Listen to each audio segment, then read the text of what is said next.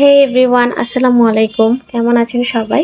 অবশ্যই সবাই খুবই ভালো আছেন, কারণ স্বাধীনতার পর নতুন একটা দিন, নতুন একটা সকাল, নতুন একটা সূর্যোদয়।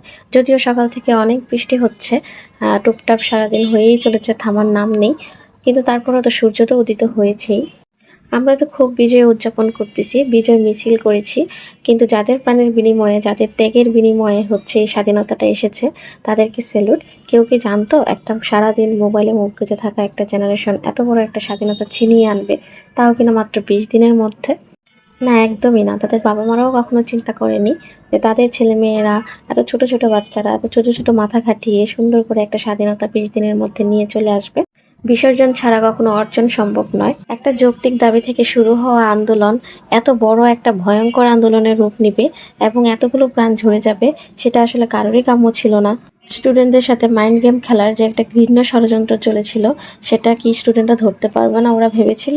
স্টুডেন্টরা ঠিকই ধরতে পেরেছে, কারণ তারা জানতোই না যে এই জেনারেশনটা প্রতিদিন রাতে নেটফ্লিক্স দেখে এইসব মাইন্ড গেমের সাথে পরিচিত।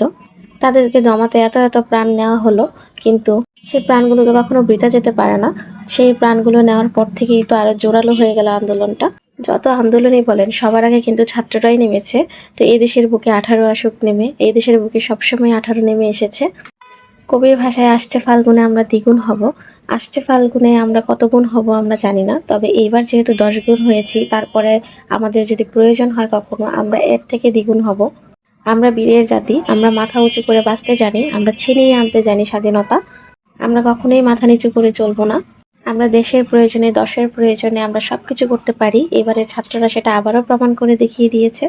আমাদের যাদের মধ্যে বিবেক বুদ্ধি রয়েছে, আমরা হয়তোবা সবাই কোনো না কোনোভাবে এই আন্দোলনটার সাথে ওতপ্রোতভাবে জড়িত। হয়তোবা কেউ প্রত্যক্ষভাবে করেছি, কেউ হয়তোবা পরোক্ষভাবে সাক্ষী হয়েছি। আজকে যে ভিডিও ফুটেজগুলো আপনারা দেখতেছেন, এটা হচ্ছে যে আমরা যে কারফিউ চলছিল, তখন হচ্ছে আন্দোলনের সময়কার ইন্টারনেট ছিল না, তখন হচ্ছে ভিডিওগুলা নিয়ে রাখা ফুটেজগুলা। তো সেই কয়েকদিনের ভিডিও একসাথে করে ছোট ছোট ক্লিপ করে আসলে রেখে দিয়েছিলাম, সেটা একসঙ্গে আমি শেয়ার করতেছি। এখানে হচ্ছে ভর্তা স্পেশালিস্ট ভর্তা বানাচ্ছে। চিনি দিতে ভুলে গেছিলাম আমরা। যারা মিষ্টি পছন্দ করেন তাদের জন্য। মিষ্টি পছন্দের জন্য না, এটা হচ্ছে টেস্টটা ব্যালেন্স করার জন্য। ফাইনালি ভর্তার দাম, এখন শুধু খাবো আর খাবো। হাত জ্বলতেছে। লবণ কি ঠিক আছে?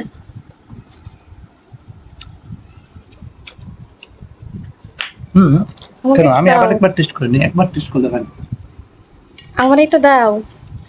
আরেকবার টেস্ট করে নেই। আমাকে টেস্ট করতে দিতেছে মারে।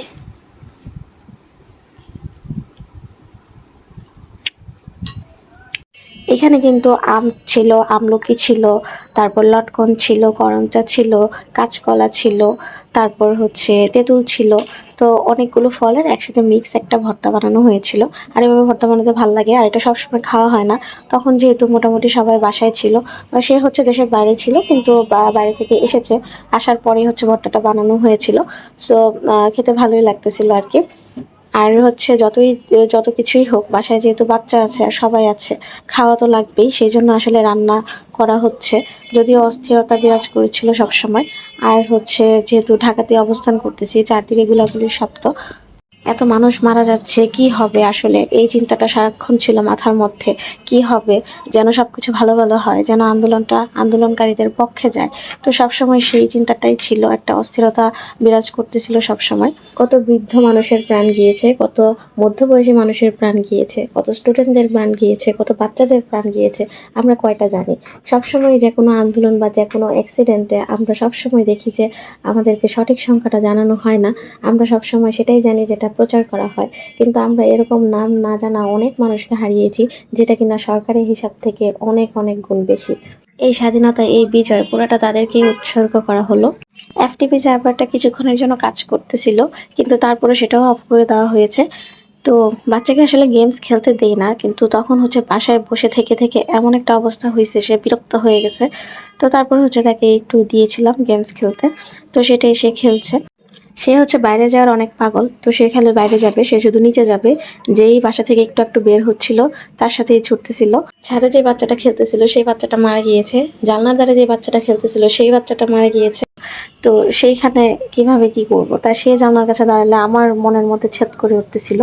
তো এরকম করে অনেকটা অশান্তির মধ্যে এই দিনগুলো কেটেছে। দেখে দাও এই যে এটা দাও দাও 3 স্টার। সাজিদ কি দেখো? তার হচ্ছে মজা খুব পছন্দ, সে মজা খাইতে যাবে, সে নিচে যাবে। তো মাথাটা একদম খেয়ে ফেলছে আমার। তো এখন হচ্ছে ওকে ঘরের খাবার কিভাবে খাওয়াবো, তো নেট নাই, কিছু নাই, কিছুই দেখাইতে পারতেছিলাম না। তো ল্যাপটপ থেকে ওর আগের ভিডিওগুলো ছোটোবেলাকার সেগুলো বের করে একটু একটু দেখাইছি, দেখায় ওকে খাওয়াইছি। তো সে আবার তার নিজের ভিডিওগুলো খুব এনজয় করে, সে মানে অবাক হয়ে যায় যে সে এরকম ছিল। তো সবকিছুর বিনিময়ে আমরা তো স্বাধীনতাটা পেয়ে গিয়েছি, এখন হচ্ছে দেশটা পুনর্গঠনের সময়। আপনারা জানেন যে আমাদের রাষ্ট্রীয় কোষাগারের এখন কি অবস্থা। আমরা সাধারণ মানুষ হলেও সেটা তো উপলব্ধি করতে পারি একটা যুদ্ধ পরবর্তী সময়ে কি অবস্থা হয় দেশের। আমাদের স্বাধীনতার পরে কিন্তু দেশে দুর্ভিক্ষ লেগেছিল, এখন হয়তো বা দেশটা অনেক এগিয়ে গিয়েছে। তো এখন হয়তো বা সেই দুর্ভিক্ষটা না লাগলেও এর কাছাকাছি কোনো একটা কিছু হবে। অনেক রাষ্ট্রীয় সম্পদের ক্ষয়ক্ষতি হয়েছে আন্দোলন চলাকালীন সময়ে। তো সেগুলো আন্দোলনের একটা পার্ট ছিল, সেগুলোকে এখন পুনরুদ্ধার করতে হবে, রিপেয়ার করতে হবে।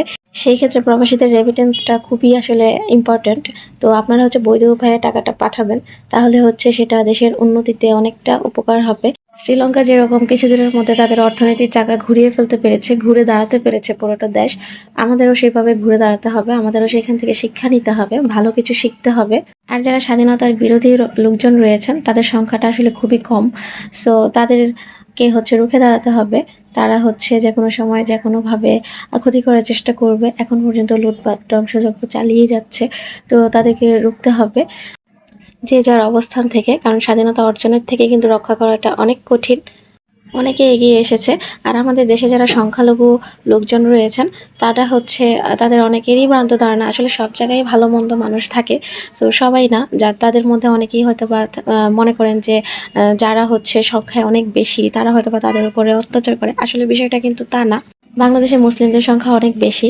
যদি এরকমটা মনে হয় যে তারাই শুধু সুযোগ সুবিধা পায় এবং আন্তর্জাতিক মহলে সেভাবে তুলে ধরা হয়, সেভাবে রিপ্রেজেন্ট করা হয়, আসলে কিন্তু তা না।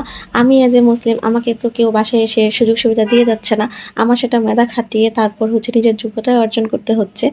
সবার নিজের যার যার যোগ্যতায় এগিয়ে আসেন, তাহলে দেখবেন যে দেশটা অনেক সুন্দর। তাহলে বাংলাদেশ সার্বভৌম দেশ হিসেবে প্রতিষ্ঠিত হবে। আমরা এখানে সবাই সমান, আমাদের মধ্যে কোনো ভেদাভেদ নেই। আমাদের একটাই পরিচয়, আমরা বাঙালি, আমরা বাংলাদেশি। আমরা যেরকম প্রয়োজনে বিজয় ছিনিয়ে আনতে পারি, প্রয়োজনে রুখে দাঁড়াতে পারি, ঠিক সেই রকমভাবে আমরা আমাদের দেশটাকে পুনরুদ্ধার করতে পারবো, পুনর্গঠন করতে পারবো ইনশাল্লাহ।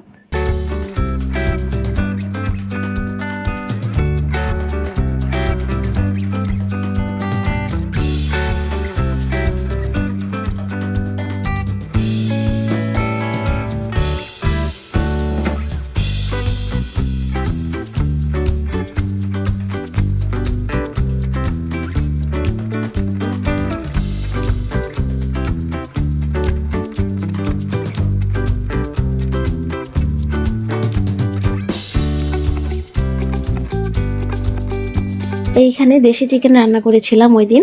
তো এটা হচ্ছে আমার ননাস নিয়ে আসছিলেন।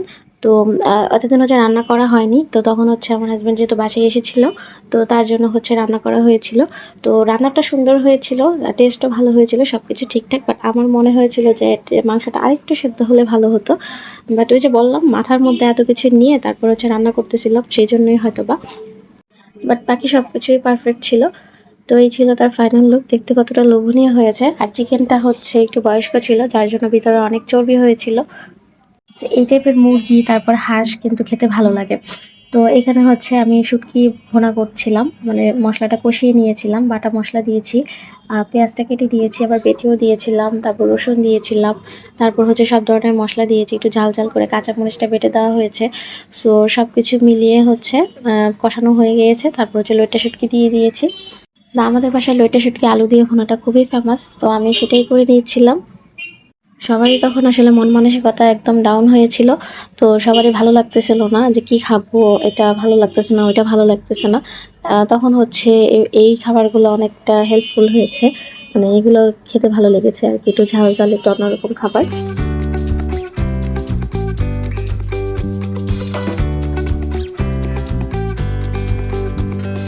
আমার নানা হচ্ছে কয়েক রকমের পিঠা বানিয়ে নিয়ে আসছিলেন আসার সময়, উনি খুব ভালো পিঠা বানান।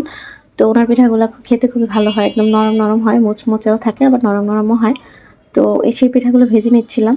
তো এইগুলোই বাকি ছিল ভাজার, আর বাকি সবগুলো ভেজে খাওয়া হয়ে গিয়েছে। তো সেগুলো হচ্ছে আমি ব্লগে শেয়ার করতে পারিনি। তো এই পিঠাগুলো ভেজে নিচ্ছি। তো আমার হচ্ছে ফুল পিঠা খুবই পছন্দ, তো সেই জন্য আর কি এটা রয়ে গিয়েছিল। তো আজকে সেটা ভাজলাম। যদিও ভয়েস ওভার দেওয়ার সময় আজকে করতেছি কেন আমি জানি না, মানে এটা তো অনেকদিন আগের ভিডিও। তো যাই হোক, সবগুলো পিঠা আমি সুন্দর করে ভেজে নিয়েছি। আর ভাজতে কিন্তু ভালোই লাগে না, অন্য কেউ বানিয়ে দিলে নিজে নিজে ভেজে খেতে কিন্তু খুব মজা। তো সেটাই আর কি হচ্ছিল আমার সাথে। রাস্তায় বের হয়ে খুব ভালো লাগলো। বাচ্চারা এখন পুলিশের দায়িত্ব পালন করছে, ট্রাফিক পুলিশ। তারপর হচ্ছে রাস্তা পরিষ্কার করছে, যে স্থাপনাগুলো নষ্ট হয়েছে, ভাঙচুর হয়েছে, সেগুলো ঠিক করার চেষ্টা করছে। তো তাদের পাশে আসলে দাঁড়ানো আমাদের সবারই উচিত, কিন্তু তাদের আসলে এই কাজটা খুবই রিস্কি। তাদেরকে আসলে নিরাপত্তা দেওয়াটা আমাদেরই দায়িত্ব, কারণ তাদের কাছে তো কোনো অস্ত্র নেই, কিন্তু দুর্বৃত্তদের কাছে কিন্তু অস্ত্র রয়েছে। সব পরাজিত শক্তি কিন্তু যে কোনো সময় মাথা চারা দিয়ে উঠতে পারে, যে কোনো সময় আক্রমণ করতে পারে। আর স্টুডেন্টরা তো একদম বাচ্চা, আর চায় না কোনো প্রাণ ঝরুক, কারণ যতগুলো প্রাণ গিয়েছে প্রত্যেকটা প্রাণী তাদের পরিবারের কাছে খুবই মূল্যবান। আর আজকের কথাগুলো আমি দলমত নির্বিশেষে বলেছি। আমার এই ক্ষুদ্র মস্তিষ্কে ছোট্ট ছোট্ট যে অনুভূতিগুলো জমা হয়েছিল এই কয়েকদিন, সেগুলো আপনাদের সাথে শেয়ার করেছি। আমি আসলে অত সুন্দর করে সাবলীল ভাষায় পরিমিত আকারে কথা সাজিয়ে গুছিয়ে বলতে পারি না, তো সেটার জন্য আর কি ক্ষমা চেয়ে নিচ্ছি। মানুষ আসলে যার যার জ্ঞানের পরিধি অনুসারে কথা বলে। আমার ক্ষেত্রে সেই বিষয়টাই প্রাধান্য পেয়েছে। আমি আসলে কারো অনুভূতিতে আঘাত দিতে চাইনি। আমার এই কথাগুলো যদি কারো অনুভূতিতে আঘাত দিয়ে থাকে, তাহলে আসলে ক্ষমা করে দিবেন এই ছোট্ট মানুষটাকে। যেটা হয়ে গিয়েছে সেটাকে তো আমরা ফেরাতে পারবো না, কিন্তু যা হয়ে গেছে হয়ে গিয়েছে। সেই সব কিছুকে অতীতে ফেলে আমরা একটা সামনের দিকে এগিয়ে যাওয়ার চেষ্টা করতে পারি, দেশটাকে সুন্দর করে গড়ে তুলতে পারি। যারা আমার ইউটিউব চ্যানেল থেকে ভিডিওটা দেখছেন, তারা আমার ইউটিউব চ্যানেলটাকে লাইক, কমেন্ট, শেয়ার এবং সাবস্ক্রাইব করে দিবেন। আর যারা পেজ থেকে দেখছেন, পেজটাকে লাইক অ্যান্ড ফলো করে দিবেন, ভিডিওগুলো শেয়ার করে দিবেন এবং নিয়মিত কমেন্ট করবেন আমার সাথে কানেক্টেড থাকার জন্য। আর যারা অলরেডি করে ফেলেছেন তাদেরকে অসংখ্য ধন্যবাদ। So stay connected, stay happy and stay blessed. ধন্যবাদ। আসসালামু আলাইকুম।